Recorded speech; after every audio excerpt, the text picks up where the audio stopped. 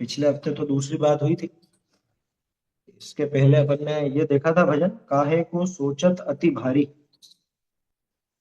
आज अपन देखते हैं, कौन काम अब मैंने कीनो, लीनो सुर अवतार। बढ़िया भजन है।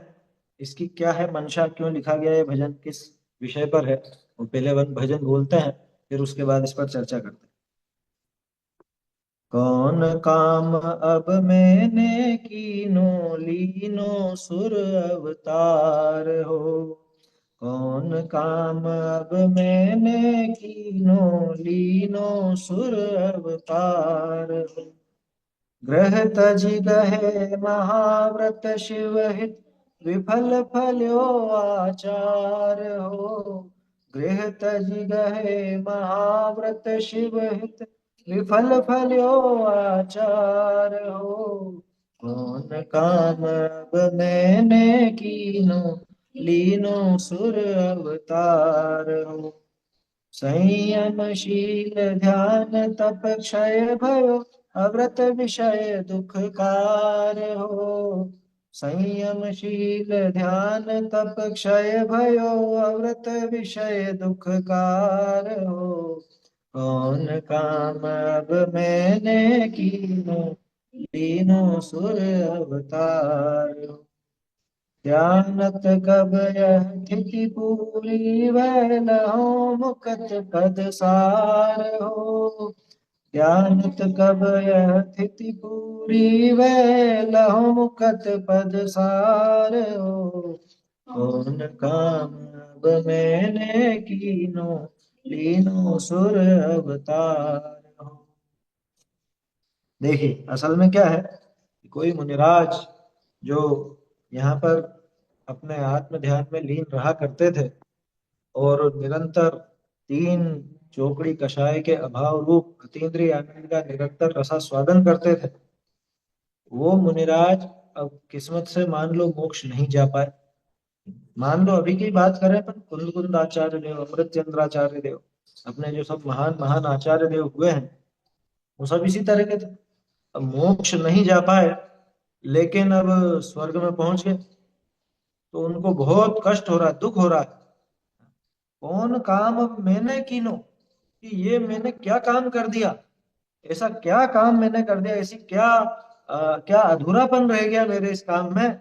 लीनो सुर अवतार, मैं तो मोक्ष का उपक्रम किया था, मैं मोक्ष के लिए प्रयास कर रहा था, ये ऐसा मैंने क्या काम कर दिया जो सुर अवतार, ये देव गति में आना पड़ा, या मुझे मोक्ष नहीं मिला, और ये ऐसा क्या काम हो गया कि मुझे ये और नई जेल में डाल दिया गया। जैसे किसी कैदी का ट्रांसफर हो जाता, अब वो तो छूटने की आस में है कि बस अब जेल पूरी होने वाली है और अब मैं छूटूंगा ही छूटूंगा यहाँ से, लेकिन पता चला कि ये तो एक जेल से दूसरी जेल में ट्रांसफर। ऐसे मुनिराज को यहाँ पर लगता है, क्या लगता है कि मैंने तो मोक्ष का उपाय किया था, मोक्ष का जतन किया था, ऐसा क्या काम कर दिया मैंने जो अब फिर मुझे वापस से सुर अवतार देव पर्याय धारण करनी पड़ी, ये कहाँ आ गया मैं। वास्तव में अपन कल्पना नहीं कर सकते, यहाँ तीन कषाय चौपड़ी के अभाव में जो आनंद था, और यहाँ आयु पूरी होने पर तत्काल वहां जब वो उपपाद शैया पर जन्म लेते हैं, और अंतर मुहूर्त में ही सब वो हो जाती है, पर्याप्तियां भी पूरी हो जाती हैं, और सचेत होता है, तो सब देव वगैरह देवियां और सब वैभव वहाँ सामने नजर आ रहा है। तो उससे ये क्या है, वो आनंद जो अभी थोड़ी देर पहले मैं भोग रहा था, वो तीन कषाय चौकड़ी के अभाव रूप आनंद वो कहाँ गया। फिर एक नई पर्याय धारण करनी पड़ गई। बोलो कितना खेद होता होगा अंदर, मालूम तो पड़ता ही है। देखो, आकुलता पहले कितनी कम थी और अब कितनी अधिक हो गई, ये तो खुद का लेवल तो पता चलता ही है ना।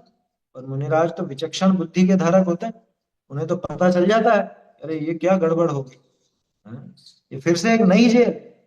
कौन काम अब मैंने कीनो, लीनो सुर अवतार, कि ऐसा मैंने क्या एक खोटा काम कर दिया जिससे वापस से देव पर्याय में आना पड़ा। सोचो, यहाँ सामान्य लोग जिस स्वर्ग के लिए, जिस देवलोक के लिए इच्छा करते रहते हैं, है ना, और जिसकी निरंतर वांछा रहती है सबको, और मुनिराज की भावना कैसी है, अरे ये क्या, मैं कहाँ आ गया, किस जेल में आ गया वापस। बोलो, मुनिराज को तो ऐसा भाव होता है, कौन काम अब मैंने किया, मुझसे क्या अपराध हो गया, क्या गलती हो गई जो वापस से मुझे ये सुर अवतार। अरे सोचो तो सही, वो नकुल और सहदेव को कैसा लगा होगा। हाँ? और अवधि ज्ञान तो था ही सही, है ना, अवधि ज्ञान हो गया था ना, सर्वार सिद्धि में जाने पर अवधि ज्ञान तो होता ही है।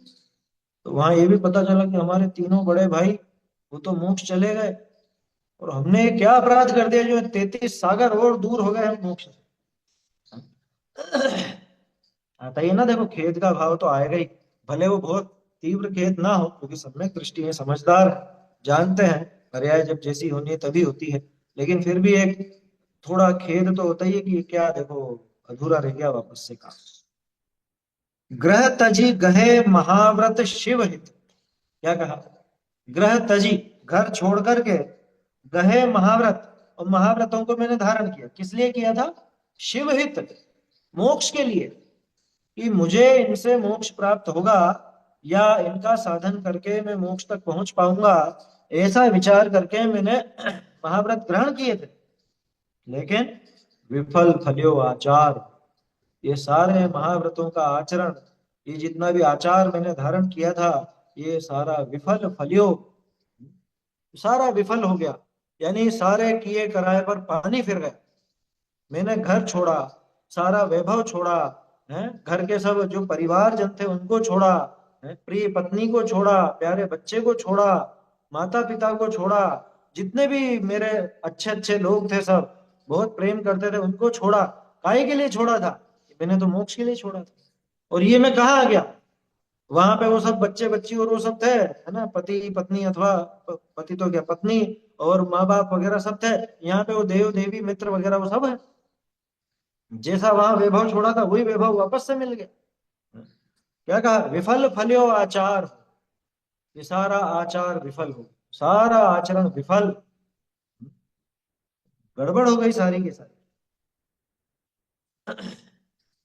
ग्रह तजी गहे महाव्रत शिव हित, विफल फल्यो आचार, ये घर छोड़ करके और महाव्रत धारण किया, मोक्ष के लिए धारण किया था, लेकिन सारा का सारा आचार विफल हो गया, सारा आचरण विफल हो गया। जैसे वो हा मा ठीक होता था ना पहले, ऐसे वो खुद के लिए यूं कर रहा हूँ, ये ऐसा मैंने क्या खोटा काम कर दिया जो ये वापस से मुझे स्वर्ग में आना पड़ा, ऐसा क्या खोटा काम मैंने किया। और देखो क्या कह रहे हैं, संयम शील ध्यान तप क्षय भयो, अरे इन सब का क्षय हो, मैंने जो संयम धारण किया था, है, तीन कषाय चौकड़ी का अभाव था, और ऐसा संयम था, और संयम तो शिव, संयम सुख देने वाला था, और यहाँ पे, यहाँ असंयम की भट्टी। क्योंकि एक कषाय चौकड़ी का ही अभाव है, व्रत आदि है नहीं, संयम की भावना है नहीं, संयम हो सके ऐसा, ऐसा गुणस्थान भी नहीं, तो यहाँ तो संयम भी नहीं। शील, वहां पे देखो शील की सुगंध चारों तरफ फैली थी, और यहाँ पर, यहाँ चाह करके भी शील नहीं ले सकता, ऐसे भाव है, चाह करके भी भाव ही नहीं होता, इस तरह के भाव ही नहीं बनते कि वो शील धारण कर सकते। शील का अर्थ क्या, शील अपन ने देखे थे ना, जैसे वो 84,000 उत्तर गुण वगैरह वो सब शील कहलाते, शील अकेले ब्रह्मचर्य का नाम नहीं है, ब्रह्मचर्य भी शील है, लेकिन शील का मतलब वो महाव्रत आदि के साथ में जो सहायक और गुण होते हैं उन सबको भी शील कहा जाता है समझ में? जैसे अपन यहाँ देखते हैं, अणुव्रत है, अणुव्रत के साथ उनके शील कौन है, कि वो गुणव्रत और शिक्षाव्रत इसके शील है। ठीक ऐसे ही महाव्रत है, महाव्रत के शील कौन है, कि 5 समितियां, 5 इंद्रिय जय, ये सब उसके शील है। तो संयम शील ध्यान, ये आत्मा का ध्यान जो लगा करके मैं बैठता था और निरंतर उस चैतन्य की मस्ती में झूमता था, ये सारा ध्यान भी यहाँ बर्बाद हो गया। क्योंकि यहाँ हर अंतर मुहूर्त में आत्म ध्यान तो होता भी नहीं, देवों में हो सकता है क्या, नहीं होता, अरे फुर्सत ही नहीं मिलती। ये मान लो कभी आत्मा की बात विचारने भी बैठे, तो कोई देव वहां से आवाज देगा कि चलो वहां घूम करके आते हैं, उस द्वीप समुद्र में क्रीड़ा करके आते हैं? तो देव देवियां पूरा परिकर वहां पे रहेगा, वो इसको घेर लेगा, तो सारा शील नष्ट हुआ, सारा ध्यान नष्ट हुआ। और तब ये देखो वहां तो इच्छाओं का निरोध था, और यहाँ इच्छाओं की भट्टी धधकती जाती है स्वर्ग में, संयम, शील, ध्यान, तप, क्षय भयो, सबका नाश हो गया। बताओ, सबका क्षय हो गया। मैं तो कर्मों का क्षय करने बैठा हुआ था थोड़ी देर पहले, और यहाँ स्वर्ग में आकर के मेरे उस संयम का, शील का, ध्यान का, तप का, इनका क्षय हो गया। ये बाजी उल्टी कैसे हो गई? कौन काम अब मैंने की? ऐसा क्या मैंने कमी रख दी, क्या मैंने गड़बड़ कर दी ऐसी? जो है स्वर्ग में असंयम और कुशील, कुशील तो क्या कहें पर, कुशील तो नहीं कहना चाहिए, लेकिन शील से विपरीत ही भाव है सारा का सारा। और ध्यान तो है नहीं आत्मा का, तप भी नहीं है। तो तप से जो निर्जरा होती थी, वो निर्जरा भी यहाँ नहीं है। तब से इच्छा की निर्जरा भी होती थी और कर्मों की निर्जरा भी होती थी, और यहाँ आकर के तो तप की ही निर्जरा हो गई, माने तप का ही क्षय हो गया। ये स्वर्ग क्या है? ये तो इन सब का क्षय करने वाला है। जैसे अच्छा अच्छा पकवान हो, बढ़िया सुंदर मिष्टान हो, और वो जहर उसको सब बर्बाद कर देता है। जहर की एक बूंद उनमें डाल दी जाए, सब बर्बाद हो जाता है। ठीक उसी तरह से ये संयम, शील, ध्यान, तप, इतनी श्रेष्ठ वस्तुएं मेरे पास थी, लेकिन ये स्वर्ग में आकर के सारी विपरीतता ही विपरीतता हो। और क्या कह रहे हैं? अव्रत विषय दुखकार हो। यहाँ देखो, वहां तो व्रत थे, यहाँ अव्रत है। वहां पांच इंद्रियों की इच्छा नहीं थी मुनि दशा में, और यहाँ पे तो पांच इंद्रिय के विषयों से ही घिरा हुआ हूं। न चाह करके भी ये विषय मुझसे लिपटे रहते हैं। वो तो खैर कहने की बात है, असल में तो वो स्वयं ही लिपट जाता है उनसे। लेकिन पांच इंद्रिय के जो विषय भोग है, ये यहाँ पर पीड़ा देने के लिए खड़े हो गए। और वहां तो कितना आनंद था, वहां पंचेंद्रिय जय था, वहां पांच समितियां थी, पांच महाव्रत थे, शेष मूल गुण थे। उन सब में निरंतर ही इन विषयों से तो दूरी थी मेरी। महाव्रत की बाढ़ कह सकते हैं। वो रक्षा के लिए भी है और गुण बढ़ाने के लिए भी है। बाढ़ नहीं है, वो बाढ़ है, बाढ़। बाढ़ अलग है। बाढ़ तो बढ़ोतरी को बोलते हैं, फ्लड होती है उसको बोलते हैं। ये बाढ़ है, बाढ़ यानी बाउंड्री, बाड़ी। तो संयम, शील, ध्यान, तप, क्षय भय। संयम, शील, ध्यान इत्यादि और ये तप वगैरह जितने भी सब चीजें थी, इन सब का तो क्षय हो गया, ये सब नष्ट हो गए। और अव्रत विषय दुखकार, अव्रत आदि की प्राप्ति हो गई यहाँ पे। वहां व्रत थे, यहाँ अव्रत है। वहां संयम था, यहाँ असंयम है। वहां शील था, यहाँ पे तो शील की तो कोई गंध ही नहीं, विषय भोगों की दुर्गंध। अब क्या विचार कर रहे हैं? ध्यानत कब यह स्थिति पूरी वह। ध्यानत राय जी कहते हैं, मुनिराज को वहां देव पने में जाकर के, स्वर्ग में जाकर के ऐसा विचार होता है, कब यह स्थिति पूरी वह, कब यह स्थिति पूरी होगी, है? कब ये देव पर्याय नष्ट होगी और लहो मुकत पद सार हो, और फिर वापस से मैं मुक्ति पद का सार ग्रहण करूंगा। कि यहाँ स्वर्ग से सीधे चले जाएंगे क्या? सीधे नहीं जाएंगे, स्वर्ग से वापस से मनुष्य बनेंगे, और मनुष्य बन करके मुक्ति पद सार, सार यानी श्रेष्ठ, श्रेष्ठ मुक्ति पद और श्रेष्ठ मोक्ष पद कब प्राप्त करूंगा? अब सोचो, जिनको 33 सागर की आयु मिली हो, उनका क्या भाव होता हो। अगले ही भाव में मोक्ष है तो खुशी है, ऐसा नहीं। अरे 33 सागर और बाकी हैं अभी तो, 33 सागर और बाकी हैं। हालांकि बहुत ज्यादा अकुल व्याकुल सर्वार सिद्धि वाले नहीं होते, क्योंकि उनको पता है, वो तो सम्यक दृष्टि भी है। लेकिन देखो, फिर भी एक खेद तो होता ही है ना, कि कहाँ हम आनंद में थे और यहाँ कहाँ बिल्कुल इन विषयों की भट्टी में आ गए। यहाँ तो क्या कहें, ये झुलसन है, पांच इंद्रिय के विषय भोगों की झुलसन है यहाँ पर तो। ऐसी विपरीतता है। तो ऐसा ये सुंदर भजन है। असल में एक मुनिराज, जिनका ये उपक्रम, मोक्ष का उपक्रम अधूरा रह जाए और जो स्वर्ग जा पहुंचे, उनकी क्या भावना रहती है। देखो कवि को भी कैसे कैसे विचार आता है।